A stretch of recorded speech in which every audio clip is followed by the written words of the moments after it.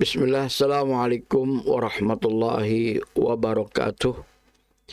Alhamdulillahi wassalatu wassalamu ala rasulillah wa ala alihi wa sahbihi wa man walah wa la hawla wa la quwwata illa billah, amma ba'du. Saudara-saudara kaum muslimin dimanapun berada, yang semoga kita semua selalu dirahmati dan dimuliakan oleh Allah Subhanahu wa ta'ala. Amin. Setelah kita memuji syukur kehadirat Allah Subhanahu wa ta'ala dan bersalawat atas nabinya sallallahu alaihi wasallam, tema kita kali ini adalah keutamaan dan fadilah azan. Kita tahu azan adalah panggilan untuk sholat berjamaah yang 5 waktu di masjid Allah Subhanahu wa ta'ala. Dan Allah Subhanahu wa ta'ala pun memerintahkan di dalam firman-Nya di surat Al-Baqarah, ya, dalam firman-Nya, warka'u ma'ar raki'in, dan rukulah kalian bersama orang-orang yang ruku. Artinya, kata Imam Syafi'i rahimahullah ta'ala, salatlah kalian bersama orang-orang yang salat, karena ruku itu merupakan kinayah dari salat. Allah Subhanahu wa ta'ala memerintahkan salat berjamaah berdasarkan berdasarkan ayat tersebut. Ya, warka'u ma'ar raki'in, rukulah kalian, artinya salatlah kalian ma'ar raki'in, bersama orang-orang yang ruku, yaitu bersama orang-orang yang salat. Artinya dengan orang lain lakukan salat berjamaah di masjid, tentu bagi kaum lelaki. Adapun kaum wanita, afdalnya di rumah masing-masing. Sebelum kita menunaikan ibadah salat, nah di sanalah ada panggilan azan dikumandangkan, di mana keutamaan panggilan azan tersebut, Nabi kita sallallahu alaihi wasallam bersabda di dalam hadis yang sahih riwayat Imam Bukhari. Kata beliau sallallahu, la yasma'u, tidaklah mendengar, mada sautil muadzin, sepanjang atau sejauh, yakni suara muazzin yang dikumandangkan azan saat itu dengan suara yang nyaring, maka sejauh sampainya suara azan tersebut dikumandangkan, kemudian kata Nabi SAW, tidaklah mendengar jinnun, ya, baik itu bangsa jin, wala insun, dan tidak pula bangsa manusia, manakala mereka mendengar azan, wala syai'un, dan tidak pula sesuatu yang lain, illa, kecuali syahidalahu yaumal qiyamah, akan menyaksikan baginya, yakni pada hari kiamat nanti. Ya, tentu bangsa jin, bangsa manusia, ataupun siapapun yang sampai di sana suara azan dikumandangkan, maka akan menjadi saksi pada hari kiamat, yakni tentang orang yang mengumandangkan suara azan tersebut, atau kita sebut dengan istilah muadzin. Tentu ini merupakan keutamaan yang sangat luar biasa, akan menyaksikan kebaikan dan akan mendapatkan balasan kebaikan dari Allah Subhanahu wa ta'ala bagi muadzin atau juru azan yang mengumandangkan suara azannya begitu sangat menggema dan begitu sangat nyaring, sehingga banyak, bahkan lebih banyak lagi makhluk-makhluk Allah Subhanahu wa ta'ala yang mendengarnya, yang mendengar suara azan itu, dan para makhluk tersebut akan menjadi saksi kebaikan untuk dirinya. Begitu juga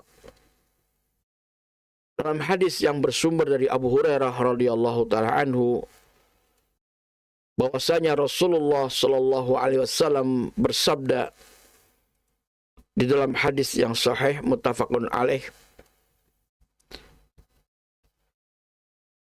Kata Nabi SAW, "Lau ya'lamun nas," kalau saja sekiranya orang-orang mengetahui, ma fin nida, apa yang ada, yang terkandung di dalam seruan atau panggilan suara azan tersebut, wasofil awal, dan sof barisan yang pertama bagi kaum lelaki manakala sholat berjamaah, summa, kemudian lam yajidu, mereka tidak mendapati, illa an yastahimu alaih, melainkan harus melalui proses undian untuk mendapatkan sop pertama ataupun mengumandangkan suara azan, mengingat keutamaan yang sangat luar biasa, sampai-sampai kalaupun tidak mendapati kesempatan untuk azan atau untuk berdiri di sop yang pertama, harus melalui proses diundi terlebih dahulu siapa yang berhak, lastahamu, sungguh pasti mereka pun akan ikut undian. Kenapa demikian? Karena begitu besar keutamaannya dan sangat luar biasa apa yang didapati dari keutamaan atau fadilah orang yang mengumandangkan azan, dan bahkan orang yang mendapatkan sop yang pertama di dalam sholat berjamaahnya. Ya, tidak seperti kebanyakan orang. Banyak di antara kita yang manakala dikumandangkan panggilan azan malah banyak yang nyantai-nyantai untuk mendatangi masjidnya. Bahkan tidak sedikit dari kita yang malah jadi makmum masbuk, atau mungkin sampai-sampai ketinggalan berjamaahnya. Nah, disinilah saudara sekalian, betapa banyak dari kita yang tidak menyadari tentang keutamaan yang luar biasa seperti itu. Dikiranya biasa saja. Muadzin, orang yang azan, biasa saja, seakan-akan tidak ada keutamaan yang luar biasa, sehingga tidak berlomba untuk jadi muadzin. Begitu juga seakan tidak ada keutamaannya atau biasa saja orang-orang yang mendapatkan sop pertama di dalam sholat berjamaah, padahal sangat luar biasa keutamaan dan kemuliaannya. Saudara sekalian, orang yang beriman, orang yang cinta kepada Allah, pasti akan merindukan panggilan suara azan, dan pasti juga merindukan untuk bisa sholat berjamaah, terutama mendapatkan shaf yang pertama, mendapatkan barisan yang pertama dari barisan kaum lelaki tentunya. Itu seutama-utama shaf bagi jamaah lelaki adalah yang pertama, yang paling awal, yang paling jeleknya yang paling akhir tentunya. Berbeda dengan shaf wanita, yang paling utama adalah shaf yang paling akhir. Shaf yang paling jelek adalah shaf yang paling depan. Itu bagi jamaah wanita. Saudara sekalian, kurang apanya keutamaan para muazzin, orang yang mengumandangkan suara azan, memanggil umat manusia, kaum muslimin terutama dalam hal ini yang laki-laki atau terkhusus yang laki-laki, untuk memenuhi panggilan Allah sholat berjamaah di masjid. Yang mana tentu keutamaannya, insya Allah nanti kita akan bahas bagaimana keutamaan sholat berjamaah. Dan begitu pula di dalam hadis yang sahih yang diriwayatkan oleh Imam Muslim tentang keutamaan muazzin atau orang yang mengumandangkan azan setiap kali sholat 5 waktu. Kata Nabi SAW yang bersumber dalam hadis Muawiyah radhiyallahu taala anhu, ia berkata, aku mendengar Rasulullah sallallahu alaihi wasallam bersabda, kata beliau sallallahu, al-muadzinun, para muazzin, orang-orang yang mengumandangkan azan tersebut, kata Nabi, adalah atwalun nas, manusia yang paling tinggi, paling panjang, anakan, leher-leher mereka tentu yaumal qiyamati, pada hari kiamat nanti. Para muazzin diberi keutamaan dan kemuliaan oleh Allah Subhanahu wa taala. Lehernya sangat panjang. Ya, dan ini bukan berarti wah, kalau lehernya panjang maka bentuknya tidak cakep, tidak baik. Tidak. Jangan diukur dengan ukuran dunia.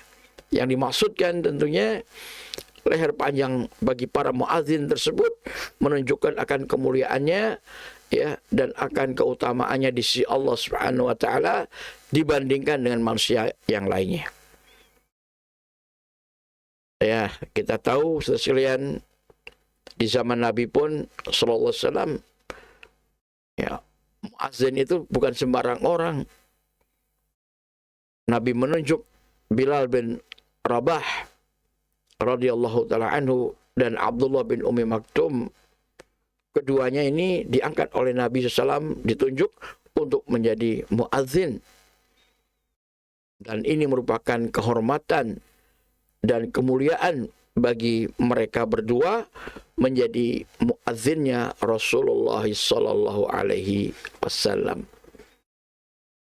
Maka sungguh maslahat yang sangat besar bagi umat Islam manakala kita orang berlomba untuk menjadi muazzin ataupun berlomba untuk mendapatkan sop yang paling depan dalam sholat berjamaah.